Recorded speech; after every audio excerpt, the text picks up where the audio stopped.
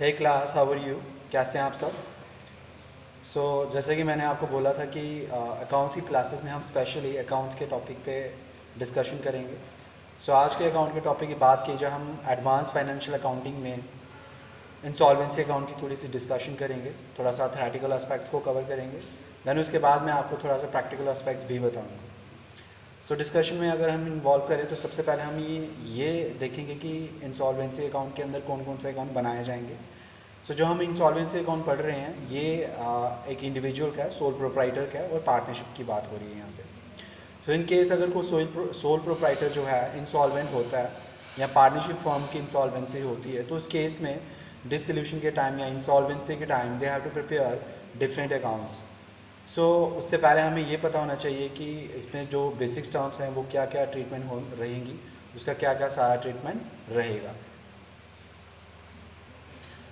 तो सबसे पहले इंसॉल्वेंट। इंसॉल्वेंट वो बंदा होगा जो अपनी लाइबिलिटी पे करने में इनकैपेबल होगा। इन अदर वर्ड्स हम ये भी बोल सकते हैं, इन केस बंदे की जब लाइबिलिटी एक्सीड कर जाए उसके एसेट से, तो हम बंदे को इंसॉल्वेंट डिक्लेयर करेंगे। हम नहीं करेंगे ऑटोमेटिक। ऑब्वियसली इंसॉल्वेंसी का मतलब है when a sole proprietor incapable to pay his debt at due time. उसी ड्यू टाइम में अगर वो पैसा पे नहीं कर पा रहा है, उसको इंसॉल्वेंट डिक्लेयर किया जाएगा। और उस केस में जिन लोगों ने जितना जितना पैसा देना होगा या जितना लेना होगा, उस केस में फर्म की वैल्यूएशन होगी, सोल प्रोप्राइटर बिजनेस की वैल्यूएशन होगी, तो जिसमें उसके एसेट्स को कंपेयर किया जाएगा उसकी लाइबिलिटी से। इन केस अगर उसकी एसेट्स ज़्यादा है तो उसको सरप्लस होगा। इन केस अगर उसकी लाइबिलिटीज़ एक्सीड कर रही हैं एसेट को, तो क्या होगी हमारी डेफिशिएंसी। इसी इंसॉल्वेंसी अकाउंट के अंदर हमें फर्स्ट ऑफ ऑल जो अकाउंट्स क्लियर करने हैं, that is statement of affair and deficiency account. तो डेफिशिएंसी अकाउंट की डिस्कशन हम स्टेटमेंट ऑफ अफेयर के बाद करेंगे। What is statement of affair? तो स्टेटमेंट ऑफ अफेयर हमारी वो सारे रिलेटेड एसेट्स और लाइबिलिटी की इंफॉर्मेशन होगी जो एक पर्टिकुलर सोल प्रोप्राइटर के बिजनेस के रिलेटेड सारी एसेट और लाइबिलिटी की सारी एक डिटेल इन्फॉर्मेशन होगी। स्टेटमेंट ऑफ अफेयर के अंदर हम सारी जो लाइबिलिटीज़ हैं वो हम अपनी लेफ्ट हैंड साइड शो करेंगे और जितनी भी एसेट्स हैं हम अपनी राइट हैंड साइड शो करेंगे। लाइबिलिटी के पोर्शन की बात की जाए तो इसके अंदर कुछ लिस्टें क्रिएट करनी होती हैं। फर्स्ट 4 जो लिस्ट हैं ABCD जो लिस्टें हैं वो स्टेटमेंट ऑफ अफेयर के अंदर लाइबिलिटी में आएंगी। बाकी EFGH जो लिस्ट है वो एसेट साइड कंसिडर की जाएगी। लिस्ट ए की बात की जाए तो लिस्ट ए के अंदर हमारा सबसे पहले आता है अनसिक्योर्ड क्रेडिटर्स। अनसिक्योर्ड क्रेडिटर्स हमारी वो लाइबिलिटीज़ होती हैं जिसके अगेंस्ट हमने कोई भी सिक्योरिटीज़ नहीं रखी। इन केस अगर हम कुछ सिक्योरिटीज़ रख रहे हैं अपनी लाइबिलिटीज़ के लिए, वो हमारे में बी फुल्ली सिक्योर्ड या पार्शियल सिक्योर्ड होंगे। अनसिक्योर्ड लाइबिलिटी में हमारी सारी वो लाइबिलिटीज़ आएंगी जो विदाउट सिक्योरिटी है। लाइबिलिटी एग्जांपल की बात की जाए, इसमें हमारे क्रेडिटर्स आएंगे, बैंक ओवरड्राफ्ट आएगा, बैंक लोन्स आएंगे, शॉर्ट टर्म लोन्स आ जाएंगे, आउटस्टैंडिंग एक्सपेंसेस एट्सेट्रा, ये सारी हमारी लाइबिलिटीज़ हैं।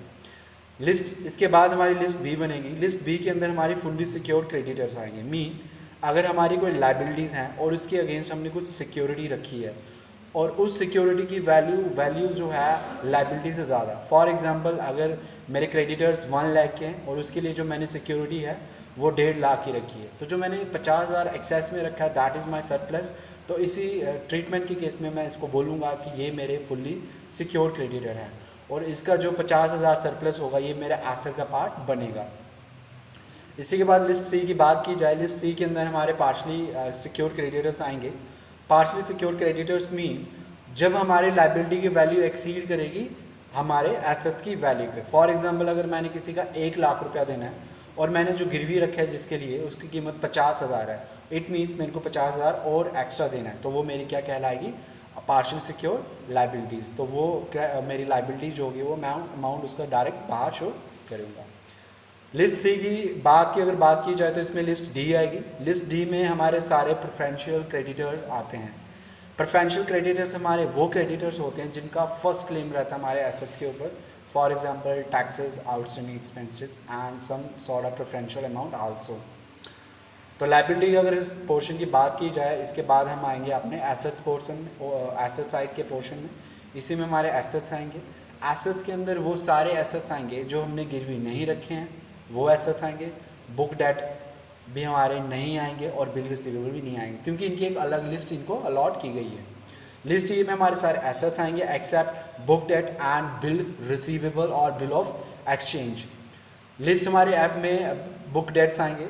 बुक डेट्स हमारे एक तरह के वो पोर्शन होते हैं जो हमने पैसा बाहर आउटसाइडर से लेंड किया हुआ या लेना है।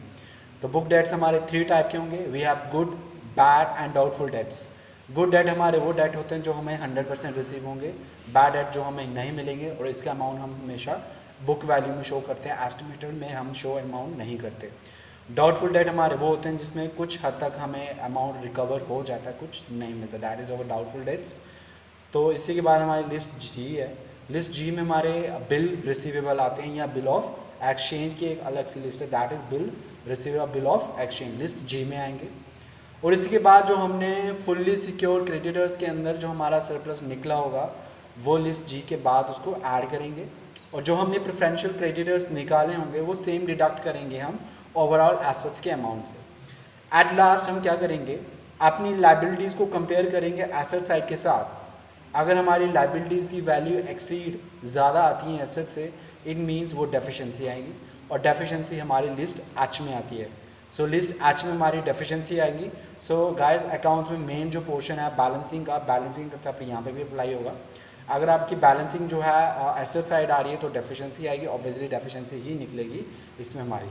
सो गाइस ये था थोड़ा सा शॉर्ट ओवरव्यू हमारी स्टेटमेंट ऑफ अफेयर के बारे में।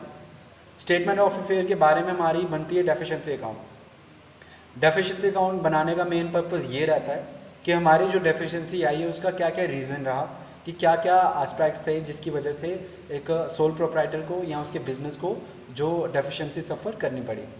तो इसमें भी 2 साइडें होंगी, डेबिट क्रेडिट को तो बात नहीं हो रही है इसमें सिर्फ 2 साइड, एक लेफ्ट हैंड साइड एक राइट हैंड साइड है। लेफ्ट हैंड साइड में हमारे क्या क्या आएंगे आप याद रखिए, कैपिटल, प्रॉफिट्स होंगे, इंटरेस्ट ऑन कैपिटल हो गया, डेफिशिएंसी हो गई, एक्सेस ऑफ प्राइवेट एसेट या excess of assets over liabilities, हमारे सारी ये चीज़ें जो हैं हमारे लेफ्ट हैंड साइड आएंगी। अगर राइट हैंड साइड की बात की जाए तो इसमें हमारी आप याद रखिए हमारे बैंक ओवर ड्राफ्ट हो गए, जैसे लॉसेज होंगे, हमारी ड्राइंग्स होंगी, जैसे बैड डेट होंगे, और हमारे अदर लॉसेज में क्योंकि हमारी एसेट्स की जो वैल्यूज़ होती हैं वो बुक वैल्यू और रिलाइजेबल वैल्यू होती है। बुक वैल्यू और रिलाइजेबल वैल्यू के बीच जो डिफरेंस होगा वो भी हमारा लॉस होगा, और वो सेम लॉस हमारे सारे एसेट्स का लॉस जो होगा वो हमारे राइट हैंड साइड शो होगा। और इसी में हमारे जो भी प्रेफरेंशियल क्लेम्स होंगे या हमारे कुछ भी आउटस्टैंडिंग एक्सपेंसेस होंगे वो भी हमारे किस में शो होंगे, राइट हैंड साइड, और साथ में बिल डिस्काउंटेड भी हमारा राइट हैंड साइड शो होगा जितने का ये डिस्काउंटेड हुआ होगा। सो एट द एंड हमारा जो डेफिशिएंसी अकाउंट है left hand side is equal to right hand side, ये खुद में खुद आ जाएगी। और इस तरीके से आपने ये देखना है कि किस तरीके से स्टेटमेंट ऑफ अफेयर बनानी है, किस तरीके से डेफिशिएंसी अकाउंट बनाना है। और इसमें और भी अगर थ्योरेटिकल पोर्शन की बात की जाए तो इसमें आपको ये ध्यान में रखना है कि इंसॉल्वेंट होता क्या है, कौन कौन सी कंडीशन है जिसमें बंदा इंसॉल्वेंट डिक्लेयर किया जाता है, किस तरीके से आप जो स्टेटमेंट ऑफ अफेयर बनाते हो, किस तरीके से आप डेफिशिएंसी अकाउंट बनाते हो। तो बाकी जो जैसे अनसिक्योर्ड क्रेडिटर्स होंगे, फुल्ली सिक्योर क्रेडिटर्स होंगे, पार्शली सिक्योर क्रेडिटर होंगे, प्रेफरेंशियल सिक्योर क्रेडिटर्स होंगे, ये सारी जो बेसिक ब्रीफ टर्म्स हैं ये आपको आनी चाहिए। स्टेटमेंट ऑफ अफेयर में जितने भी प्रैक्टिकल हैं उसको प्रिपेयर करने के लिए ये चीज़ें नेसेसरी हैं, इन बेसिक चीज़ों का क्लियर होना ज़रूरी है। सो गाइस ये था एक थोड़ा सा एस्पेक्ट्स। सो मैं आपको नेक्स्ट वीडियोज़ में अपने प्रैक्टिकल एस्पेक्ट का पोर्शन बताऊँगा जिसमें हम ये भी डिस्कशन करेंगे कि जो हम इंसॉल्वेंसी करते हैं डिफरेंट स्टेट्स की, जिसमें हमारे provincial and presidents act apply होते हैं, तो उसके अंदर हमारे कुछ प्रेफरेंशियल लिमिट होती है जो कि हमें ट्रांसफ़र करनी होती है हमारे डिफरेंट अनसिक्योर और प्रेफरेंशियल क्रेडिटर्स में, तो वो भी हम डिस्कस करेंगे। और हम ये भी डिस्कस करेंगे कि इन केस अगर स्टेट का नाम मेंशन हो, बेंगलुरु, मद्रास, अगर नॉन मेट्रोपॉलिटन सिटीज़ हों तो स्टेटमेंट ऑफ अफेयर में प्रेफरेंशियल क्रेडिटर्स का क्या ट्रीटमेंट रहेगा, और हम रेस्ट ऑफ द स्टेट की बात भी करेंगे। और ये वो सारा हमारा कंसेप्ट इसके अंदर क्लियर होगा, हमारा सारा का सारा वो प्रैक्टिकल पोर्शन में क्लियर होगा। सो नो डाउट कि प्रैक्टिकल तभी डाउट से ज़्यादा क्लियर होंगे जब आपके जो थ्योरेटिकल एस्पेक्ट है वो ज़्यादा स्ट्रॉन्ग होंगे। तो आई होप सो कि आप स्टे कनेक्टेड विद मी ताकि मैं आपको ज़्यादा से ज़्यादा प्रैक्टिकल पोर्शन भी करवा सकूँ आपके प्रैक्टिकल बुक्स के रिगार्डिंग। तो हम जो अपनी प्रैक्टिकल बुक डिस्कस करेंगे तो हम प्रॉब्लम्स लेंगे सारी S.B.. Jain and KL. Narang से, जो कि मोस्टली रेकमेंडेड है जम्मू यूनिवर्सिटी के अकॉर्डिंग। और उसी में हम उसी क्वेश्चन और प्रॉब्लम के रिलेटेड डील करेंगे। So guys thank you. सो ये था, कुछ भी बाकी डाउट्स हो आप कमेंट सेक्शन में शो कर सकते हो, और बाकी पर्सनल कॉन्टैक्ट नंबर भी मेरे को कॉल कर सकते हो। So once again thank you a lot for having a time with me. Thanks a lot.